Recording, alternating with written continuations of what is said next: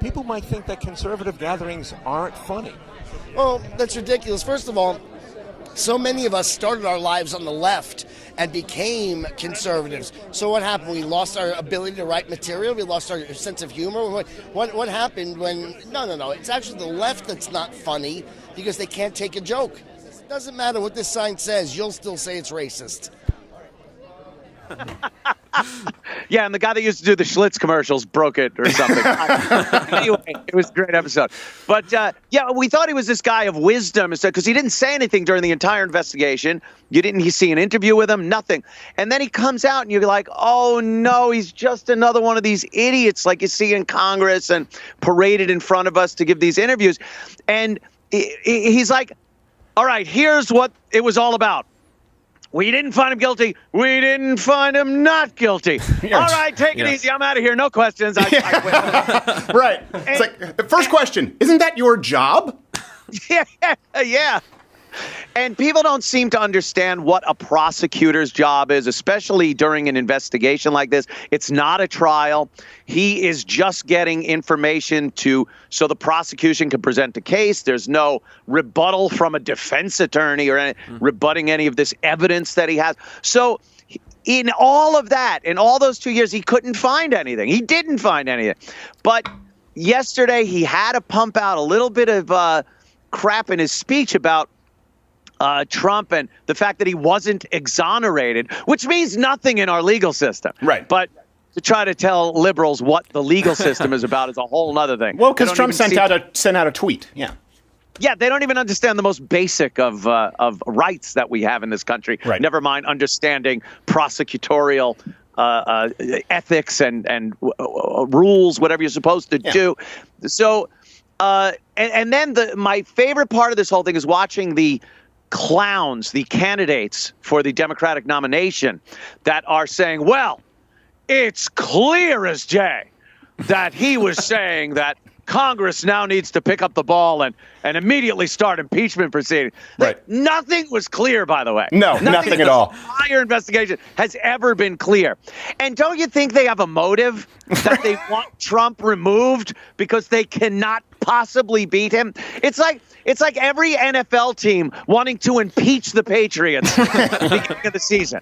Of course, you're not going to win. So they want to get rid of him. So when you hear any of these clowns talking about Trump and how he needs to be impeached, there's an ulterior motive here. Right. They want to at least have somewhat of a chance in the presidential race. And it could backfire, by the way. If they try to impeach him, it could end up being worse. I know there are different theories on that, but I do wonder, like you said, we really didn't hear from Mueller a whole lot, and so he sort of became this kind of a Rorschach test. He sort of became this empty tablet that everyone just kind of copy-pasted onto him what they wanted. Well, he hasn't said anything, therefore there's clearly evidence.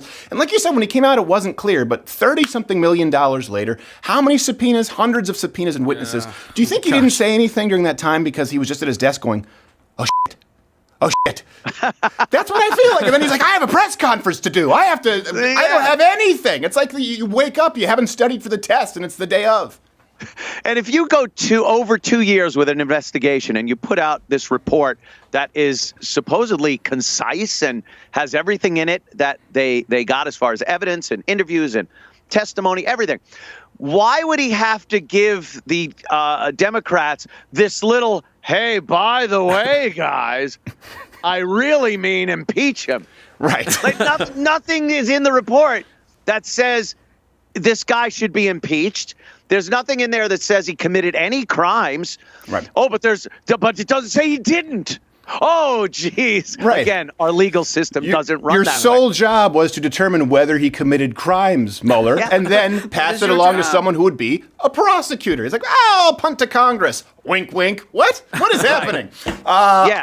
Then it becomes some secret code in some 9-minute speech that he gave that all the Democrats and all these news channels are fake news. Right. So you see them, they're all back there. See them? They're the ones that are now going crazy over everything he said. They're trying to decode it. Yeah. There's nothing to decode. Read the report. Right. That's all he said. He said the report is my testimony. Right. Well, it's kind of like the great, I don't expect everyone to read 400 something pages with the report, but the Green New Deal is a great example of that. Everyone was talking about it in the media. We just read it on the channel. We just read, it's 5 pages. And that's, by the way, printed in large font. So we just read it and immediately was demonetized and restricted on YouTube. Just reading the Green New Deal. And it has like close to 1 million plays because we're just saying we are just going to read it. That's all. And it's so laughable. All right, speaking of laughable, let me ask this. Howard Stern has been talking about this recently, and I want to get to him in a second because he's been on, some interpret it as an apology tour, but he did sort of lament the change in the media landscape today, from radio, what it used to be with having only callers, and now today with social media, how there's more sort of, scrutiny. What's your opinion on that? I did Fox News and radio, but not really. This has always been more so my milieu along with stand-up. You were here for the whole transition. Do you feel there's more pressure? Do you feel there's more freedom? How would you compare it today? When I first got into radio, they would sit you down, the GM, the general manager, the PD, program director, they would sit you down and say, here are the FCC rules. Here's our lawyers. They will tell you what the rules are, and you must adhere to them. If you don't, and there's a complaint, we have lawyers that will field all the FCC. It was always the FCC, the Federal Communications Commission, the government. Those are the people you had to worry about. Nothing else. Oh, you'd get some groups, but for the most part, if you stayed within the lines, you would be okay. But it was always they wouldn't complain directly. If you upset a gay group or a woman's group or anything, minority group, they would complain to the FCC because that's what they did. Right. And then you'd have to field that complaint.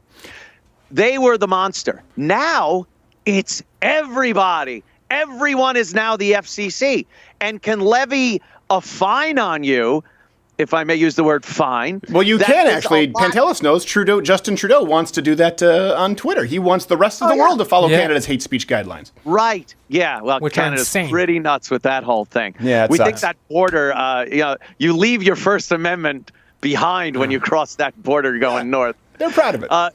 But it's odd because now the FCC's nothing. When was the last time you heard anybody that got an FCC complaint on the radio? It just doesn't happen anymore. That's true. What happens now is people get offended and they start tweeting and getting in touch with sponsors, and they cut out the entire FCC thing, which actually used to litigate with the station lawyers and whatnot, and they would actually discuss First Amendment and things like that. Now you're done. And if you get some heat and people, enough people bitch and complain, you're done. You lose your career. So you think it's worse now than in the age of terrestrial radio? It is so much worse. We can't play some of the things we did on regular FM radio back in the late 90s on satellite radio. We weren't allowed to play it because it was too offensive. Wow. On regular radio.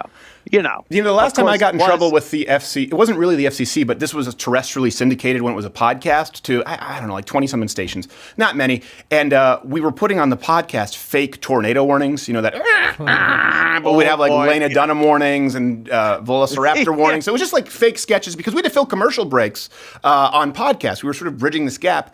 And we got an email, and someone from the station said, they're not sure. They know it's illegal if you do it on air and radio, but you only inserted this into the podcast portion, but they want to see if they need to treat it like another syndicating network. And then I never heard back from them. So that was my first and only experience with them. Yeah, they get upset with the emergency announcements, and I think that's what the FCC's only handling now, what they were initially supposed to handle. Are you broadcasting on the right frequency? Is it the right power coming out of the transmitter?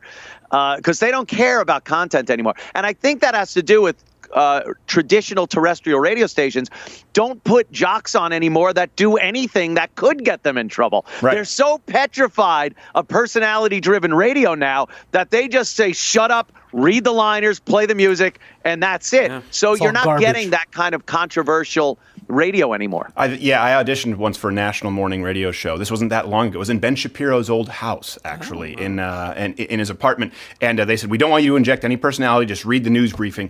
It was the worst audition.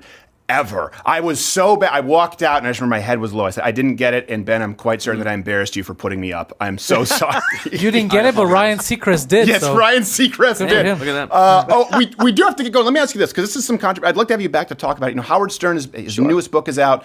Some people have said it's kind of an apology tour, where now he's saying, and I shouldn't use words like retarded, and he was a shock jock. Do you think it's a natural evolution of a guy who's no longer 28, or do you think it's really more so based on acquiescing to what's needed to survive, like you were just talking about? There is absolutely a growing phase that you go through, and I think when you hit your 50s, I guess, you really start thinking, well, everything I did is fine, but if I did it now, it would be pretty creepy. Right. Especially where girls are involved. He did a lot of sexual stuff and a lot of stuff. And he was mean to a lot of celebrities, but it was hilarious for the listeners. But I understand growing out of that and wanting to change your show maybe and personality or whatever. But you can't disavow what you did. Right. And you can't take people like Gilbert Gottfried, who were amazing on your show and kind of built you up. He had a lot of cast of a lot of players that built him up to be the Howard Stern he became. And then to just say, well, no, we'll never have them on again. We'll never replay it. We'll never acknowledge we did that. Mm-hmm. He was on The View the other day, and it was hilarious just that he's on The View. Yeah. And one of the yentas sitting next to him said something to the effect of, can you believe Howard Trump rates women from 1 to 10? And Howard's sitting there, I'm watching going, have you watched his show over the course of the year where he took a laser pen and had a nude woman standing in front of him, put it on her hip and went, well, you're a little fat here, honey. That's a good Howard. You lose a couple of pounds there, honey. But they have no idea, and he doesn't want anyone to really know that's who he was. I don't even think they know that Donald Trump rated women on his show. It was on his show that Donald Trump rated women. Right. It was on his show. So I think he is doing this apology tour. If you get a chance, watch his appearance on Jimmy Fallon, Tonight Show. At the end, he wants to give away a book, and they show the camera open on Times Square, and he's able to talk to them on the big billboard. He led them in a sing-along and dance-along of the Hokey Pokey with zero irony. I was mortified watching this, growing up with Howard since he came to NBC in '84. Right. Watching that was one of the saddest things I've ever seen. So I guess you could change, but oof. That was kind of like me with David Letterman in about the last 4 years, where I would tune in and go, oh man, it's no longer funny. He's really, really angry and so far left that I can't do it. And it doesn't mean that he was not hilarious and groundbreaking. Right. I just was saying this is a season where I'm going to have to ignore it. Yeah. I don't know. Maybe if it happens slowly, it's almost like the guy you're talking about in church with the blonde hair. Yes. All of a sudden, Howard, becomes this guy that wants to be loved and apologizing to everybody. It's just a little shocking to his true old-time It's like, I'm not going to use the word retarded anymore, demean minorities. Like, you had a midget farting on a stripper yesterday. That was yesterday. And it was in the afternoon. It was the post show.